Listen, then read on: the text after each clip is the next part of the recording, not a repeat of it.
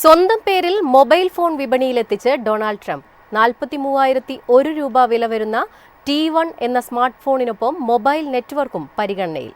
T1 ഐഫോണിനുള്ള വെല്ലുവിളിയാണോ എന്ന ചോദ്യമുയർത്തി ഉപയോക്താക്കൾ. US president Donald ട്രംപിന്റെ ബിസിനസ് സാമ്രാജ്യം ടെലികോം മേഖലയിലേക്ക് കൂടി കടക്കുന്നു. അമേരിക്കൻ നിർമ്മിത സ്മാർട്ട് ഫോൺ അവതരിപ്പിച്ചുകൊണ്ടാണ് ട്രംപ് ടെലികോം രംഗത്ത് അരങ്ങേറ്റം കുറിച്ചിരിക്കുന്നത്. ട്രംപ് മൊബൈൽസിന്റെ T1 സ്മാർട്ട് ഫോൺ തിങ്കളാഴ്ച ട്രംപ് അവതരിപ്പിച്ചു.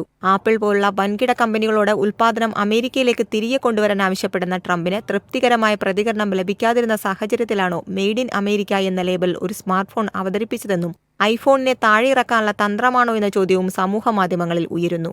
ഡൊണാൾഡ് ട്രംപിന്റെ 2016 തെരഞ്ഞെടുപ്പ് പ്രചാരണത്തിന്റെ 10ാം വാർഷികത്തോടനുബന്ധിച്ചാണ് പുതിയ സ്മാർട്ട് ഫോൺ വിപണിയിലെത്തിച്ചിരിക്കുന്നത്. ന്യൂയോർക്കിലെ ട്രംപ് ടവറിൽ പ്രവർത്തനം ആരംഭിച്ച പുതിയ സംരംഭം ഡൊണാൾഡ് ട്രംപ് ജൂനിയറും എറിക് ട്രംപും ചേർന്ന് അവതരിപ്പിച്ചു.